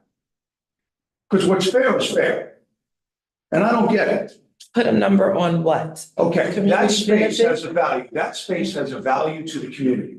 Mhm. It would cost a certain number to be able to rent a space to accommodate that use to the city of Mount Vernon. It has a number. It's worth a certain amount per year, period. So, Well, we know just in rent for our offices, it's a value of $100,000. Okay. it's a hundred, but there's no- But then the value it has for programming is beyond that, right? Okay. Because right now, Mount Vernon had no programming space. Our youth bureau has absolutely no programming I space. agree. And our youth bureau operates out of either the schools or places that we have to rent. And But so, there's a number that's quantifiable. You have to rent. There's a space value for that you have to rent. And there's also an expense against that project for schools and other expenses. Fire, as you mentioned, you don't have money for fire, you don't have money for police. That building takes it. No different than what we're asking for. It's the same expense. But what I don't understand is, why are we having such difficulty? We're willing to contribute towards the schools. What is it? I don't get it. We're giving a $350,000 contribution to the community. We paid the back taxes, okay, on that site, which we'll get into. We're looking to do everything possible. It's 9 years. Do you And want, we're giving what edge they had, over you? That's what you're looking for? Like, why did they? Why did they get it? Well, then we're not. Period. I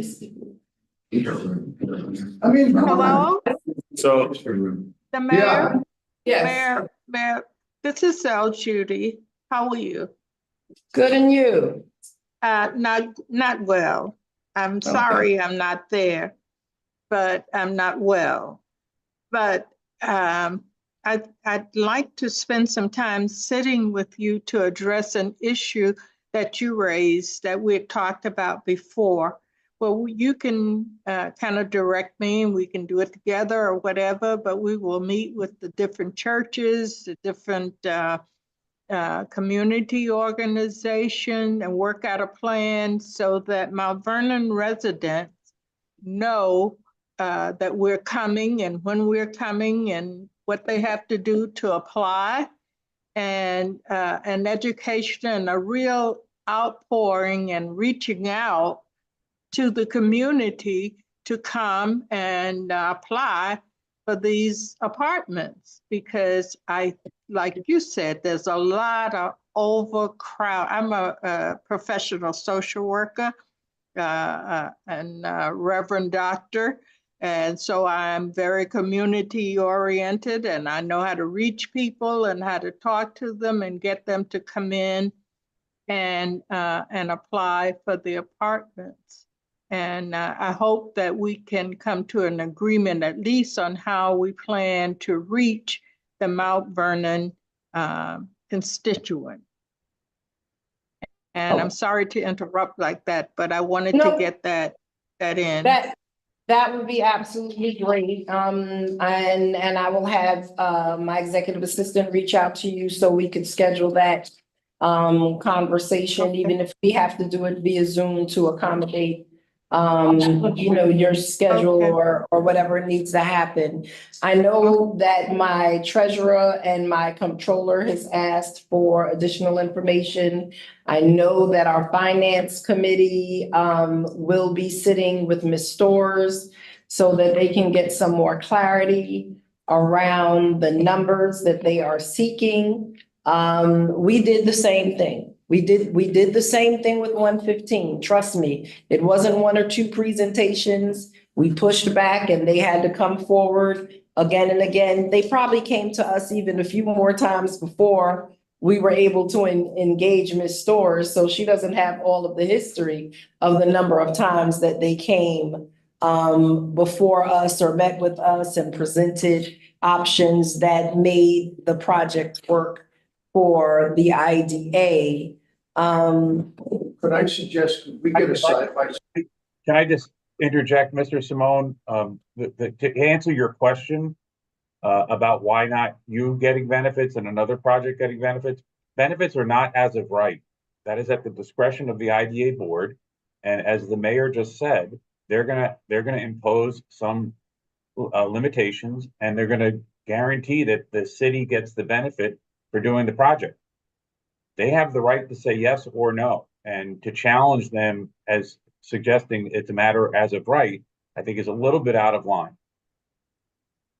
But let there me, is. so let me, Wait, just excuse me. No, excuse me. I'm gonna call the meeting back into order. Hold on. I recognize Comptroller Morton at this time. Just so we have to get on with the Yeah, rest of the just so- business of our day too. Just so we are clear, the very same kind of very challenging analysis that we are doing with Key West, we also did with 115. 115 got pushed back a few different times about stuff that they need to do. Their benefits, their offers of benefits were different from this project. And therefore, we're never going to be able to look at each project as apple to apple, nor should we, right? Because the projects are different. But what we want to do is be able to look at what is being offered by those that are proposing the project, see what its impact actually is upon the city itself, and be able to make a determination on whether or not the risk is worth it, right? To kind of to move forward. So I just want to make sure that that it's clear that it wasn't as if there has been a different type of a process. While the process may not have been parallel as to how it unfolds, the goal of really delving into what these numbers are, is the same. We did the very same thing with 115, and they came back with some analysis that Victoria had done. We questioned a number of their stuff, even the value around this whole thing with the community center and what it was going to use. Because I even pushed back on that first, because at first it was kind of like we were going to offer this and it was going to go into a lottery. And it was like, okay, well, wait a minute. How is that going to really benefit? What's the control? Why you want to say that it's a benefit to the city? If it's privately kind of operated and owned, then how is that really a benefit, right? Is what I asked, right? Because now I wanted to make sure that we had some kind of control over that. If we want to call it a benefit, then it's got to be truly a benefit that we can be able to guide in this process, right? And so that was part of my questions as well. The goal is not to extinguish any project, but the goal is to be able to make sure that we go through it and we are comfortable. To like Mr. McDonough's questions to to Victoria, right? How comfortable are you, right? How comfortable are we at the point where we make the decision to kind of authorize the pilot or not? How comfortable are we at that point in time? At least my goal is to do that. From the standpoint of financing is to try to figure it out and to recognize, and I'll go back to my statements earlier, right? Which realize that not everybody's going to be happy. Not everybody's going to get what they want to get in this, but at some point we're going to have to pull the trigger and figure out, what's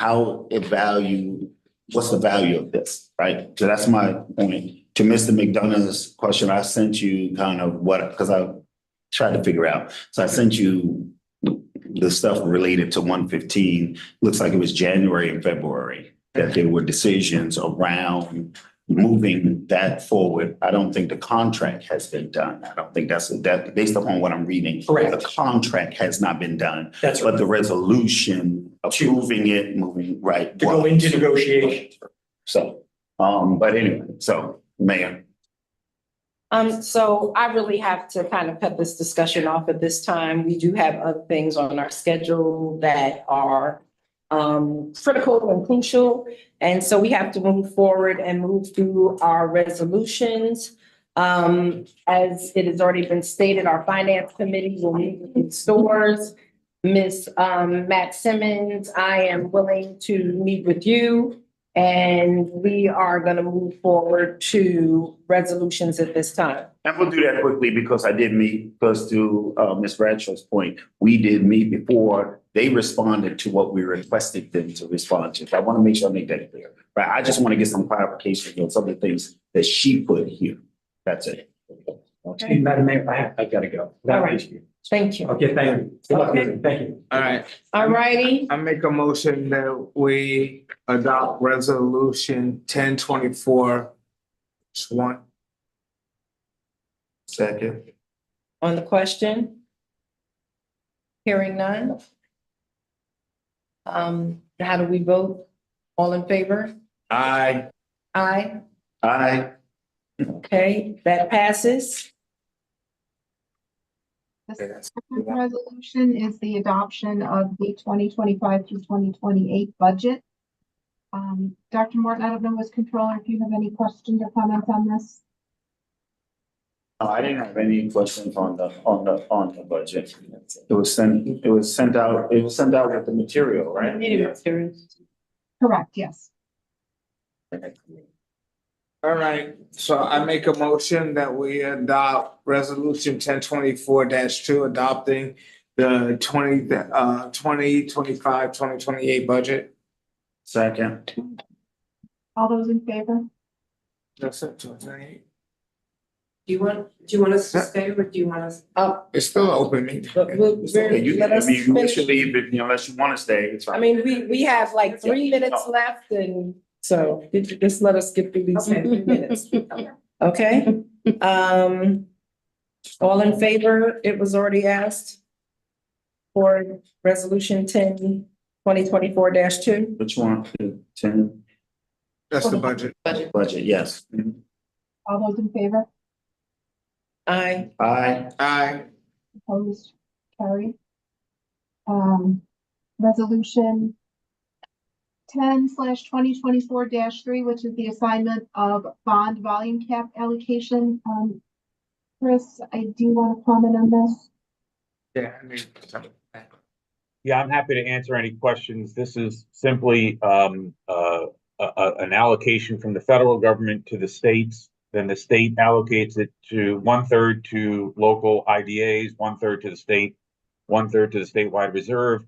It can only be used for certain types of tax exempt bonding. More specifically, if the IDA was going to issue bonds for affordable housing projects, then this would come into play. But since the IDA has no tax exempt bond projects that it will use before the end of the year, instead of giving it back to the state, I think the request is from the city of Yonkers to have it go to them so they can do a project that they have to do before the end of the year. Can you give us some background on, is that a customary ask, or can you give me some background on that? It is happening much more frequently in the last several years because the state state just earlier this year changed the policy. They will not allow any local IDA to issue tax exempt bonds for affordable housing projects that are rehab projects.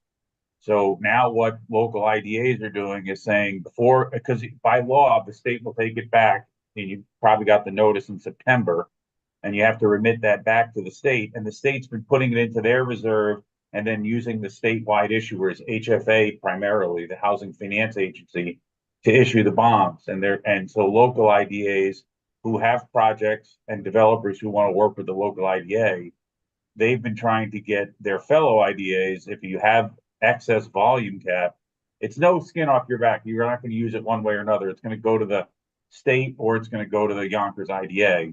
But what local IDAs have been trying to do is to accommodate the developers that want to use them as the issuer of the tax exempt bonds, is they're trying to assemble volume cap. It happened in Monroe County last year, and now it's happening in Yonkers this year. When does this have to be considered by? Because I think we need to study this a little. Yeah, I think we need to have a further discussion. Can we? I mean, we maybe can have a always discussion, call even if we special need to have a meeting. special meeting. Yeah, to do I that. think there's a deadline that the state will take it, but I believe the state is cooperating here, so I'll reach back to them and make sure that they're. So we'll hold this and call for a special Special meeting meeting. after we have more information. Sure. Sure. And does the project have to be in the ground by the end of the year, or it has to be allocated by the end of the year? The bonds have to be issued by the end of the year. So the project doesn't have to be in the ground, it just has to be issued, Exactly. allocated. Okay, Yes. Yeah, and technically, all they have to do is draw 50,000 on the bonds to be deemed issued. So it could actually push to next year, but okay, Okay, And the state has been made aware that we have some projects that we're considering and that we would come back. We've not named those projects, and that was to buy time so that we can determine and decide what we'd like to do with that bond allocation. all right, so we have to study it. Yeah. I'd like to make a motion to add an item on the agenda, that would be considered 10/20/24-4, authorizing the IDA board members to attend the 2024 Fall IDA Academy for Chester IDA Board members and the staff? Yeah. Board member and staff. and staff. And Robin and, Wrong. Raj. Second? All those in favor? Aye. Any opposed? And that's carried. Thank you. All right, I'd like to make a motion that we adopt resolution 10/24-4. Authorizing the IDA board members and staff to attend the 2024 Fall IDA Academy for Westchester IDAs. Second. on the question, All those in hearing favor? none, Aye. Aye. aye. None opposed? That's carried as well. Assuming that Can you put that in the form of a resolution for my signature? absolutely. Yeah. Send it to Tina and I'll sign. Okay. Yep. Thank you. All right. You have a motion to adjourn? I make a Adjourn. second. All in favor? Aye. Aye. Aye.